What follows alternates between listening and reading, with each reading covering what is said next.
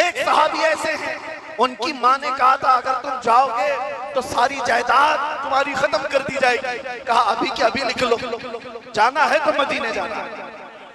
27 سال کا جوان ہے، 27 سال کا جوان، اور اتنے مالدار گھرانے سے کہ وہ خوشبو لگا کر چلتے تھے تو پورے مکہ کی گلیوں میں خوشبو، لوگ سونگ کر کے پہچانتے تھے.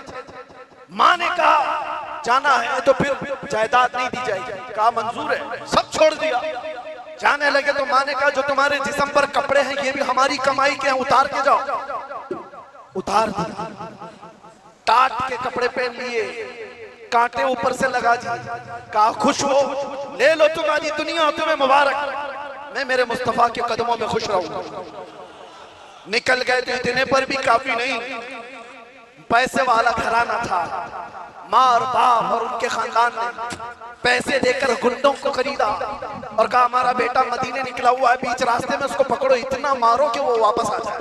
ماں اور باپ اپنے بیٹے کو مارنے کے لیے گنڈے بھیجے، اور وہ گنڈے آئے. نوجوان کو اتنا مارا کہ ناک پھٹ گئی تھی، پورا خون خون ہو گیا، چلنے کے قابل بھی نہیں رہا. وہ ڈاکو اور گنڈے تھک گئے اور کہا کہ چل واپس چلا جا اپنے گھر، ہم مارنا چھوڑ دیں گے. اس نوجوان نے کہا اب تو تم نے اور بھی مشکل کر دیا ہے. اس درد کو سہنے کے بعد اگر میں واپس چلا گیا تو مجھ سے بڑا بزدل کون ہوگا؟ اب تو میں واپس نہیں جا سکتا.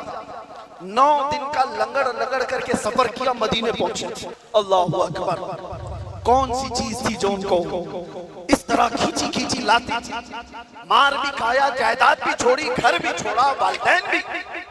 اور ادھر صحابہ کہتے ہیں مغرب کا وقت تھا، اذان ہو چکی تھی، سب مسجد نبوی کی طرف جا رہے تھے. میرے آقا صلی اللہ علیہ وسلم مسجد کے باہر ہے. اچانک حضور تشریف لائے باہر تو صحابہ بھی باہر. حضور اپنی گردن اونچی کر کے کسی کا انتظار کر رہے ہیں. صحابہ نے پوچھا یا رسول اللہ کوئی قبیلہ آ رہا ہے، کوئی خاندان آ رہا ہے؟ حضور نے فرمایا نہیں، میرا ایک دیوانہ میری محبت میں مار کھا کے آ رہا ہے. ہائے جس دن میرے آقا یہ کہہ دیں تو اس کی معراج. اب سارے صحابہ نے دیکھا نوجوان لگڑتے آ رہا ہے، زخموں سے چورے.